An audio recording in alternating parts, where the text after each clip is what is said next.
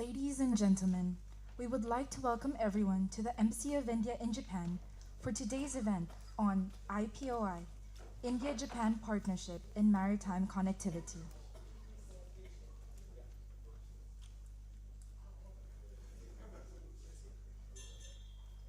To begin, may I invite His Excellency, Mr. C.B. George, Ambassador of India to Japan, to give the inaugural remarks.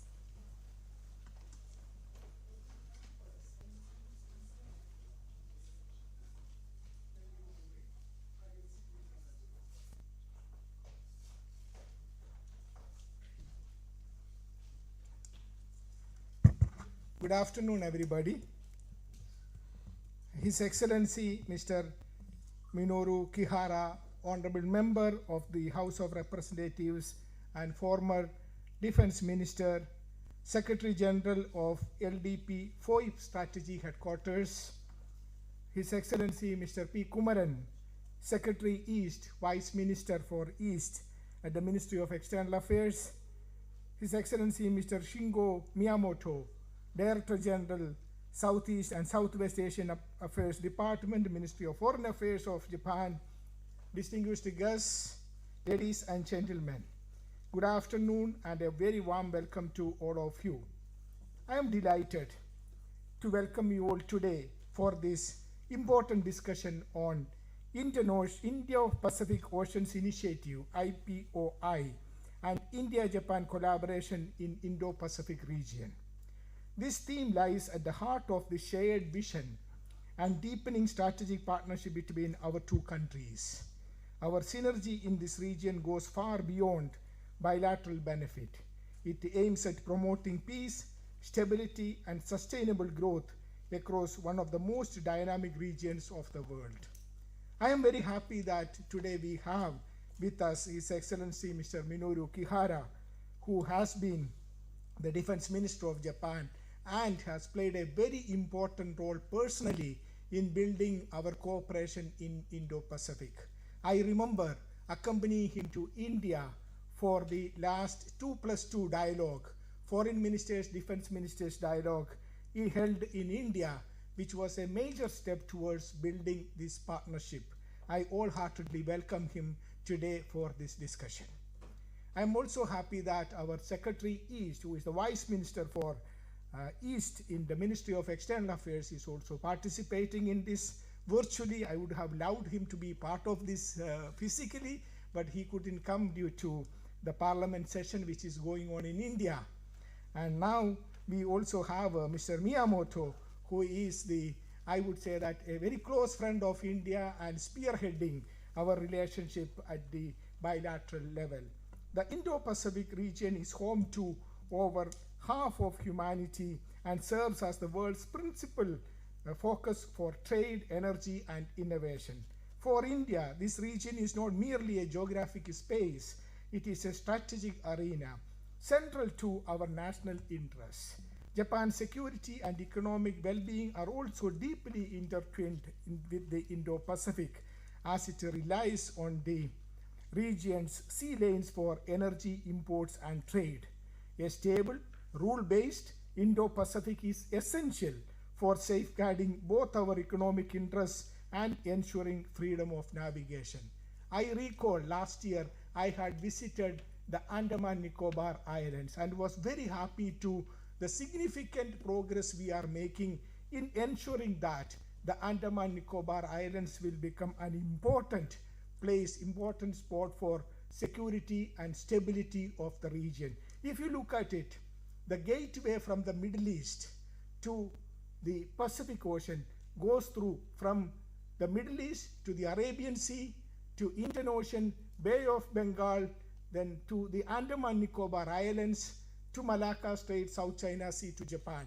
This sea lane is very crucial for freedom of navigation and also the transfer of goods. If you look at it, I'm told that 90,000 ships, merchant ships, go through this passage every year.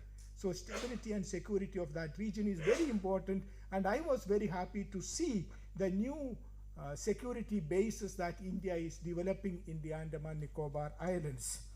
So I was also there in Okinawa Islands last week, and I was very happy to see how important Japan's sea lane is, and I see definitely a connect between India and Japan in Indo-Pacific in promoting our freedom of navigation, safety, security, and prosperity of Indo-Pacific and beyond. India's approach to the Indo-Pacific is anchored in the belief that the region must remain free, open, inclusive, peaceful, and prosperous. It envisages the Indo-Pacific as a region built on rule-based international order, respect for sovereignty and territorial integrity, and freedom of navigation and overflight, peaceful resolution of disputes through dialogue, and unimpeded lawful commerce. These are foundational principles on which India has built strong bilateral and multilateral partnership with the key partners, including Japan. When we talk about India-Japan relationship, I'm very happy to say that our relationship is at the best today. Every day we see efforts being made by both the countries to further build our relationship at every level, at the political level, at the business level, at the strategic and security level, and of course at the people-to-people level. We see the new momentum. In the last 2 years, I had the great honor of traveling to all over this beautiful country, all 47 prefectures.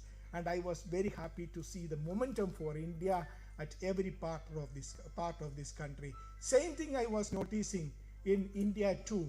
You go to any part of India, you will see that there is a special affection towards Japan. This is something we need to build, and I'm very happy that both sides are taking this forward. I would not like to get more details into the discussions on IPOI Indo-Pacific because we have speakers who are going to speak about it. Once again, I welcome each one of you who have come here in large numbers to participate in this. We have, I'm sure that Indo-Pacific, when it comes to Indo-Pacific, our two countries are solid, important players who will continue to work together every day for peace, stability, security, and prosperity of the region. Thank you and welcome. Thank you very much, sir, for your remarks. Next, we'd like to invite His Excellency Mr. P. Kumaran, Secretary East of the Ministry of External Affairs, to deliver his virtual remarks.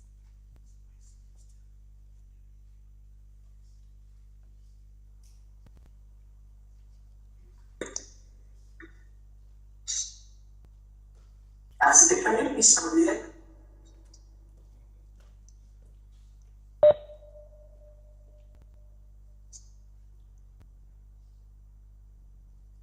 Hello?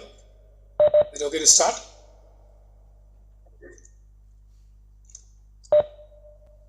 Konnichiwa.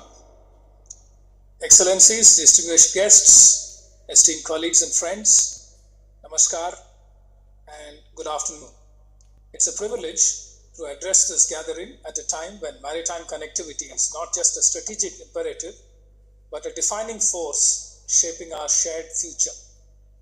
India and Japan share a special strategic and global partnership that is as strategic as it is spiritual, as pragmatic as it is principled.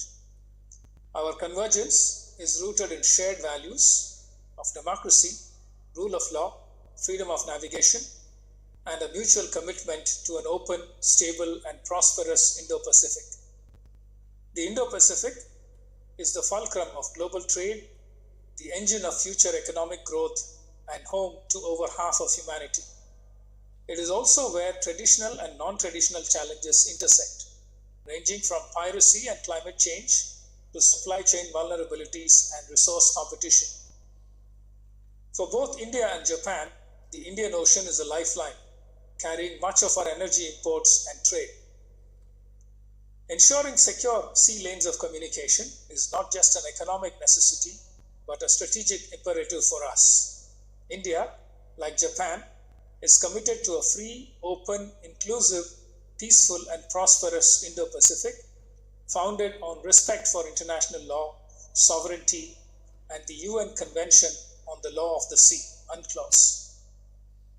India's vision for this region has evolved through a coherent set of doctrines. Sagar, which expands to security and growth for all in the region, and more recently, Mahasagar, which stands for mutual and holistic advancement for security and growth across regions, as outlined by our Prime Minister in Mauritius earlier this year. This expansion reflects India's growing sense of responsibility as a first responder and net security provider in the region, grounded in our neighborhood first approach. The Indo-Pacific Oceans Initiative, IPOI, launched by the Honorable Prime Minister of India, Shri Narendra Modi, at the 14th East Asia Summit in 2019, is our flagship framework for enhancing regional cooperation. IPOI represents India's modular approach to cooperation in the Indo-Pacific region, extending across 7 pillars ranging from maritime cooperation and marine ecology to disaster management, connectivity, and academic collaboration. It involves a flexible architecture that allows alignment with the priorities of other key players in the region, such as ASEAN, and also contributions from both resident and extra-regional powers. The IPOI is characterized by its openness and non-treaty based approach. It leverages existing regional cooperation architectures and mechanisms of cooperation, avoiding the creation of new institutional frameworks. IPOI has made substantial progress since its inception. We have active participation of 14 other countries now, each taking leadership roles in various pillars. Australia-Thailand on marine ecology, India-UK on maritime security, France-Indonesia on maritime resources, Italy-Singapore on science and technology, Germany, Netherlands, and the EU on capacity building and resource sharing, the US, India, and Japan on trade, connectivity, and maritime transport, and India, Bangladesh on disaster, risk reduction, and management. Greece and New Zealand have also recently come on board the IPOI. This progress in IPOI is reflective of the strengthening of bonds among nations committed to the stability, security, and sustenance of the two oceans through practical, project-based cooperation.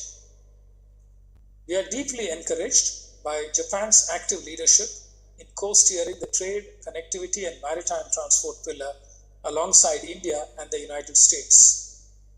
This trilateral cooperation builds on Prime Minister Abe's visionary articulation of a confluence of the two seas and reflects Japan's free and open Indo-Pacific (FOIP) vision in action. India and Japan have forged a series of institutional and thematic partnerships to address this. Our India-Japan Industrial Competitiveness Partnership, the Clean Energy Partnership, and the Semiconductor Supply Chain Partnership reflect how closely aligned our priorities are, from digital trust to green growth. Japan's partnership for quality infrastructure complements IPOI's objectives through its focus on sustainability, transparency, and people-centric development. India welcomes Japan's continued investment and technical leadership in smart ports, green shipping, and resilient supply chains. I am also happy to note that under the Quad framework, we are jointly advancing maritime initiatives such as the Indo-Pacific Partnership for Maritime Domain Awareness, the Maritime Initiative for Training, the Quad Ports of the Future Partnership, and the Indo-Pacific Logistics Network. These initiatives are geared towards capacity building, sustainable development, and delivering public goods across the Indo-Pacific. Our recent agreements have launched a new era of India-Japan cooperation in shipbuilding innovation, port digitization, and smart island development. I have been told that Japanese firms such as Imabari, Mitsubishi Heavy Industries, and NYK Line are exploring joint ventures with Indian yards like Cochin Shipyard. We invite more and more Japanese shipping companies, investors, and financial institutions to partner in India's greenfield shipbuilding clusters being developed in Gujarat, Maharashtra, Tamil Nadu, Andhra Pradesh, Odisha, and other states. As you are aware, India's strength also lies in its human resources.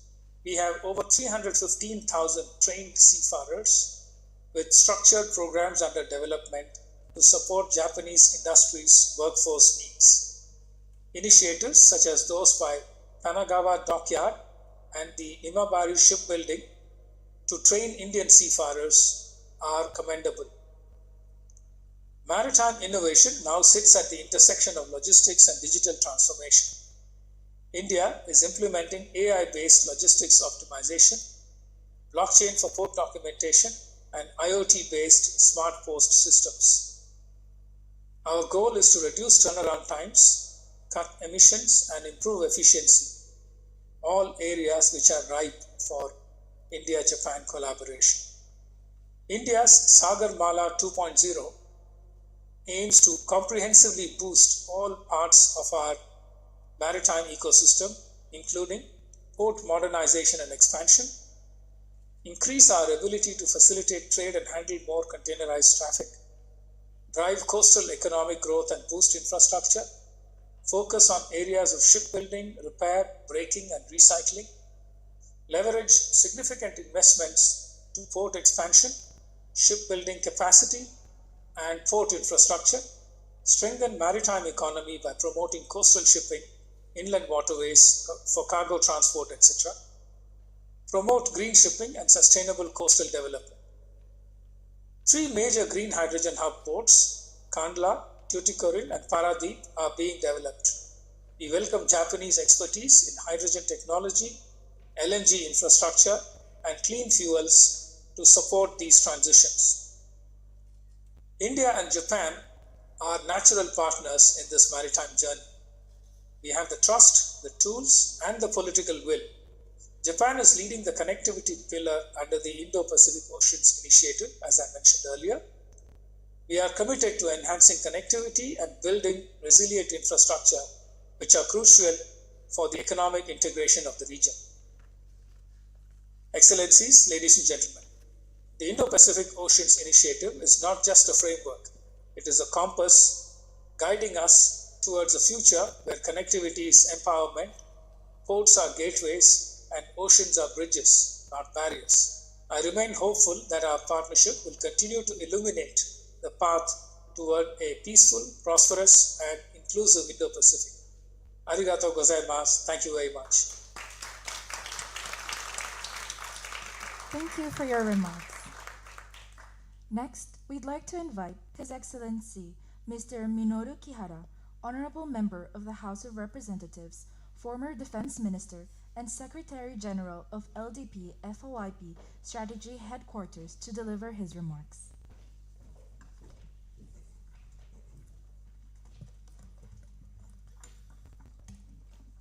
Shibi George 駐日インド大使はじめ、ご来場の皆さん、こんにちは、ナマスカー、本日お招きいただきましてありがとうございます。His Excellency Mr. Sibi George, the Ambassador of India, and ladies and gentlemen, good afternoon and namaskar. Thank you for having me today. 本日の主題、イベントの主題である IPOI は平和で安定した海洋を実現するために、2019年にモディ首相が提唱されたビジョンであり、私どもの自由で開かれたインド太平洋 FOIP と志を同じくするものであります。The theme of today's event is IPOI, Indo-Pacific Oceans Initiative. IPOI is a vision announced by Prime Minister Modi in 2019 with an aim to realize peaceful and stable maritime regime. You see, this vision shares the same aspiration with Japan's FOIP, the concept of free and open Indo-Pacific. FOIP というのは、ご存知の通り2016年に当時の安倍総理によって提唱され、その後世界各国に広く受け入れられることとなった外交イニシアティブですが、実はその誕生にはインドが深く関わっています。FOIP, as you may know, is a Japan's diplomatic initiative which was introduced by the late Japanese Prime Minister Abe in 2016. The concept is now widely accepted across the globe, and India is a country that played an important role in the development of it. 2007年に、安倍元総理は、インドの議会において2つの海の関わり、交わりと題するスピーチを行いました。このスピーチの中で安倍総理はインド洋と太平洋とが自由の海、繁栄の海として一つのダイナミックな結合をもたらしており、この海を開かれたものとして育てていく力と責任が日本とインドにはあると力強く訴えました。In 2007, former Prime Minister Abe delivered a speech titled The Conference of Two Seas at the Indian Parliament. In this speech, Prime Minister Abe stated that the Pacific and Indian Oceans as seas of freedom and seas of prosperity bring about a dynamic connection, and that Japan and India have the power and responsibility to nurture these seas as open waters. このスピーチの考え方、すなわち国際社会の安定と繁栄の鍵を握るのは、成長著しいアジアと潜在力あふれるアフリカであり、この2つの大陸をつなぐインド洋および太平洋が自由でかつ開かれていることが極めて重要であるとの考えは、その後さらに進化し、現在のFOIPへとつながっています。The idea behind this speech that the key to the international stability and prosperity lies with the rapidly growing Asia and the potentially rich Africa, and that it is extremely important for Indian Ocean and the Pacific Ocean, which connect these two continents, to be free and open, has evolved further and now forms the basis of the current FOIP. 日本は同盟国である米国、そしてインドをはじめとする同志国と共にFOIPを育み、さまざまな協力を進めてきました。こうした積み重ねの中で、FOIP は今やインド太平洋地域の国々のみならず、欧州、アフリカのみならず、中南米へと広く浸透し、共感を生むビジョンへと育ってきています。Japan has nurtured FOIP together with its ally, the US, and like-minded countries such as India, and has promoted various forms of cooperation. Through these cumulative efforts, FOIP has now spread not only to countries in the Indo-Pacific region, but also to Europe, Africa, and Latin America, and has grown into a vision that resonates widely. 私自身も前の防衛大臣として、昨年の8月20日ぐらいですから、ちょうど1年ぐらい前になるでしょうか、ニューデリーに伺い、新国防大臣をカウンターパートとして、日本、インド2+2を行いました。その時も重要な課題としてクアッド、そしてインド太平洋地域の平和と安全について連携強化を確認しております。I used to serve as the Minister of Defense and have the experience of visiting India on 20th August 2024, almost 1 year ago, to co-chair Japan-India Foreign and Defense Ministerial meeting with my Indian counterpart, Defense Minister Singh. We confirmed to reinforce our cooperation on Quad and for the peace and the stability of Indo-Pacific region as the most critical issue of that time. 長引くロシアによるウクライナ侵略、中東情勢、北朝鮮の核ミサイル開発、東シナ海、南シナ海における一方的な現状変更の試みなど、今や世界の至るところで国際秩序の根幹が揺らいでいることは皆様方もお感じのことと思います。国際情勢はFOIPが提唱され始めた当時に比べても格段に厳しい状況にあります。このような時代であるからこそ FOIP の意義はますます輝きを増しており、日本外交は法の支配に基づく自由で開かれた国際秩序の担い手として揺るぎない立場を示すべきであると、そのように考えております。The prolonged Russian invasion of Ukraine, the situation in the Middle East, North Korea's nuclear and missile development, and attempts to unilaterally alter the status quo in the East and South China Sea are just some of the issues that are currently shaking the very foundations of the international order. The international situation is far more challenging than when FOIP was first proposed. It is precisely in such times that the significance of FOIP shines even brighter, and Japan's diplomacy should firmly uphold its role as the steward of a free and open international order based on the rule of law. このような考えから、自由民主党としてはこの5月に麻生太郎元総理を本部長とする自民党FOIP戦略本部を改めて活性化していくことを決めました。私自身、その幹事長として、日本の外交安全保障政策の中核として、FOIP をいかに機能させていくか、先の見えない国際社会において、日本が FOIP を通じて地域全体の平和と繁栄にいかに貢献できるか、さまざまな有識者のご意見を伺いながら、集中的かつ戦略的な議論を重ねているところであります。Based on this thinking, the Liberal Democratic Party has decided to revitalize the Liberal Democratic Party FOIP strategy headquarters, headed by the former Prime Minister Mr. Taro Aso, in May. As the Secretary General of the headquarters, I am actively engaged in concentrated and strategic discussions, seeking input from various experts on how to effectively utilize FOIP as a core element of Japan's foreign and security policy, and how Japan can contribute to the peace and prosperity of the entire region through FOIP in an uncertain international environment.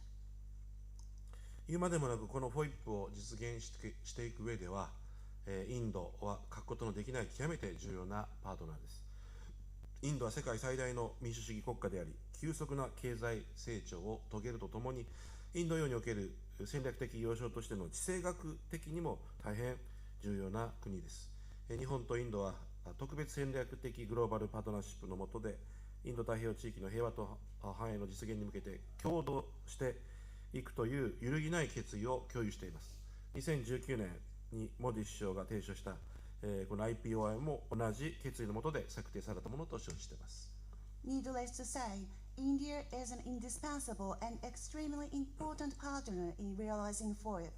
India is the world's largest democracy, has achieved rapid economic growth, and is a country of great geopolitical importance as a strategic hub in the Indian Ocean. Japan and India share an unwavering determination to work together to realize peace and prosperity in the Indo-Pacific region under the Special Strategic Global Partnership. We understand that the Indo-Pacific Ocean Initiative proposed by Prime Minister Modi in 2019 was also formulated under the same resolve. FOIP と IPOI の親和性は高く、日本は IPOI の柱の一つである連結性向上において積極的に貢献してきました。例えば、インド北東部の発展はインド太平洋の繁栄と安定につながるとの考えのもとで、アクトイーストフォーラムなどの枠組みを活用して、インド政府とともにインド北東部の発展に向けた協力を進めています。FOIP and IPIO are highly competitive and compatible, and Japan has actively contributed to improving connectivity, one of the pillars of IPIO. For example, based on the belief that the development of India's northeastern region will contribute to the prosperity and stability of the Indo-Pacific region, Japan is promoting cooperation with the Indian government for the development of India's northeastern region through frameworks such as the Act East Forum. また、海洋分野での協力も進めてきています。具体的には、海洋安全保障、海上交通の安全確保、海賊対策、違法漁業防止といった課題に対応するため、連携を強化してきています。例えば、海上自衛隊とインドの海軍は共同訓練や同志国を含む多国間演習を通じて相互運用性というものを高めています。また、海上保安機関による協力の推進や ODA、国際機関と連携した支援を通じて、インド太平洋地域沿岸国の海上法執行能力の向上に貢献してきています。We have also been promoting cooperation in the maritime field. Specifically, we have been strengthening cooperation to address issues such as maritime security, ensuring the safety of maritime traffic, countering piracy, and preventing illegal fishing.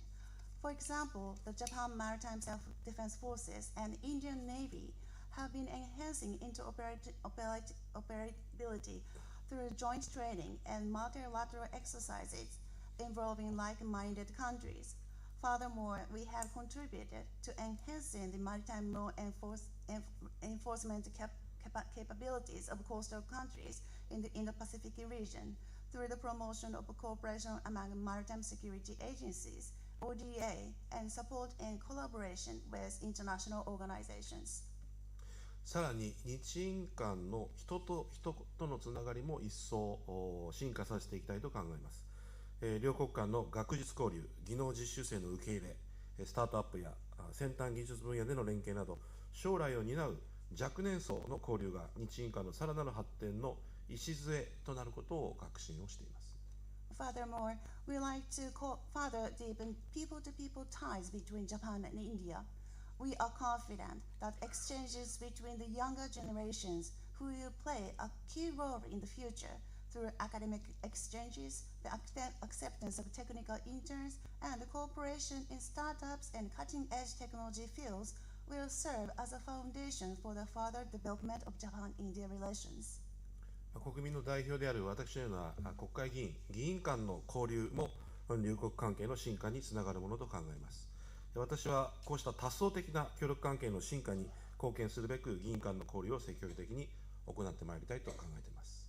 We also believe that the exchanges between parliamentarians who represent the people of both countries will contribute to the deepening of bilateral relationship.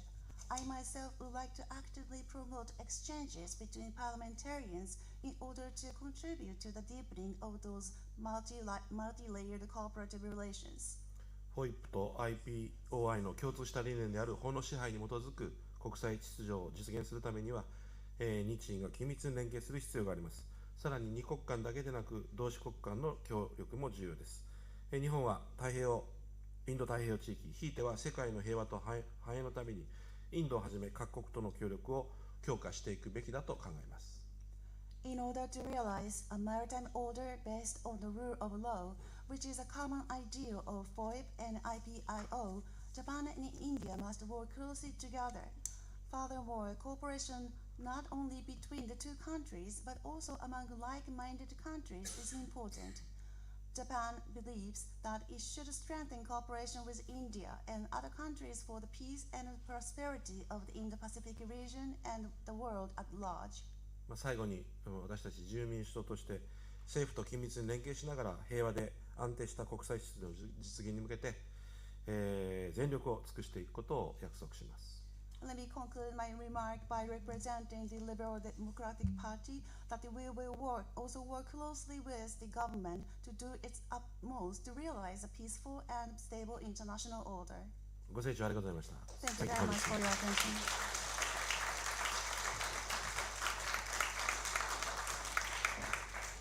Thank you very much for your remarks. Next, we'd like to invite His Excellency Mr. Shingo Miyamoto, Director General, Southeast and Southwest Asian Affairs Department, Ministry of Foreign Affairs, to deliver his remarks and presentation.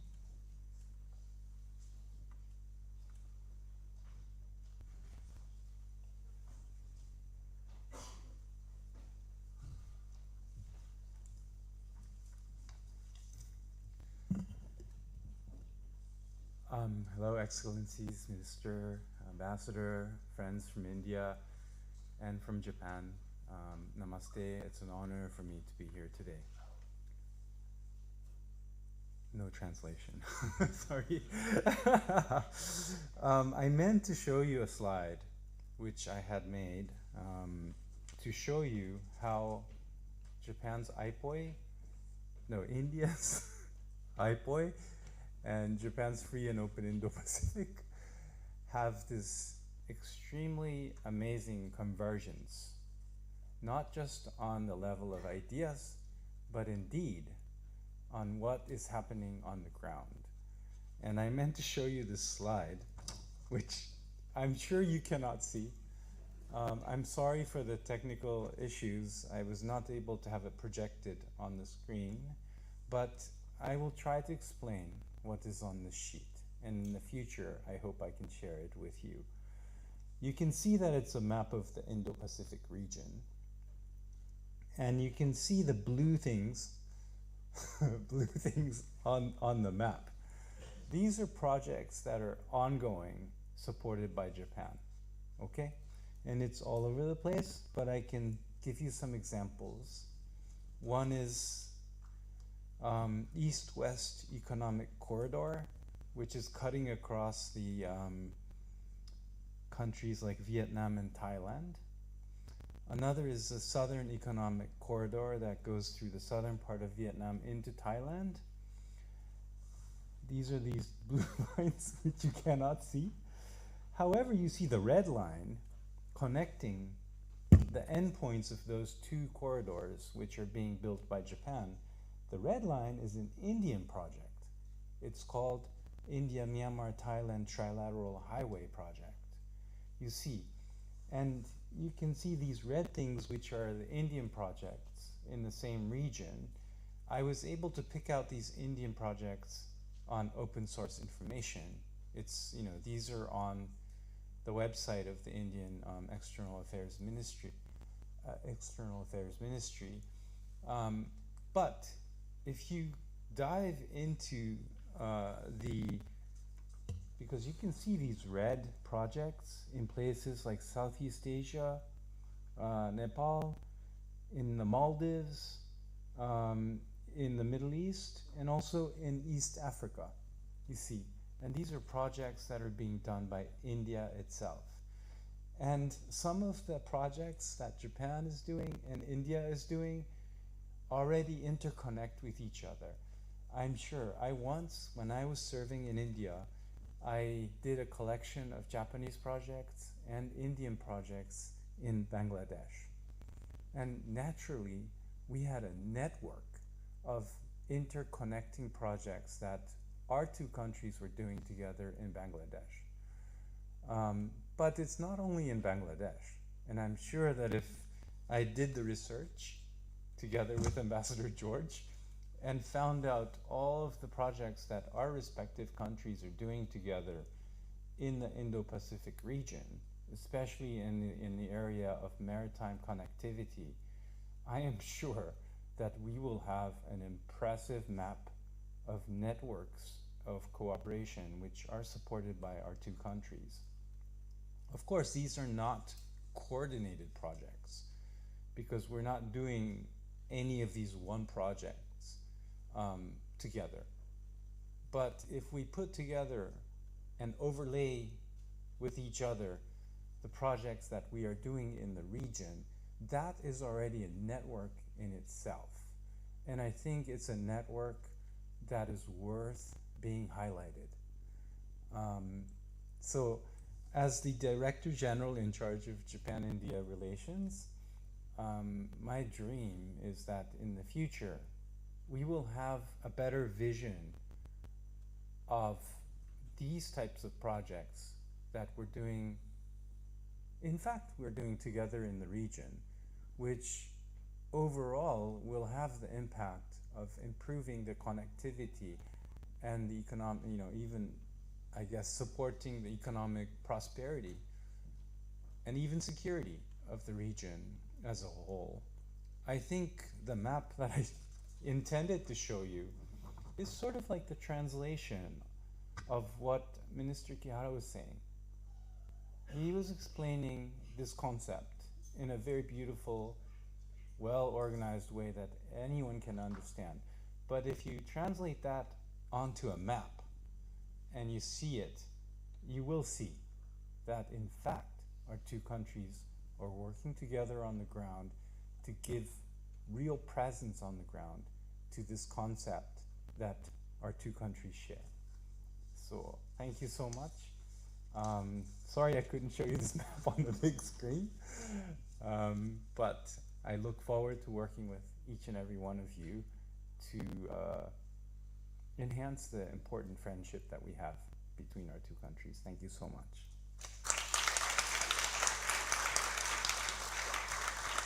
Thank you very much, sir, for your remarks. With that, we will now like to conclude today's event on IPOI, India-Japan Partnership in Maritime Connectivity. On behalf of the Embassy of India in Japan, we would like to thank all the speakers and participants for their valuable time. Please join us for a networking reception with light refreshments just outside of the auditorium. Once again, thank you very much.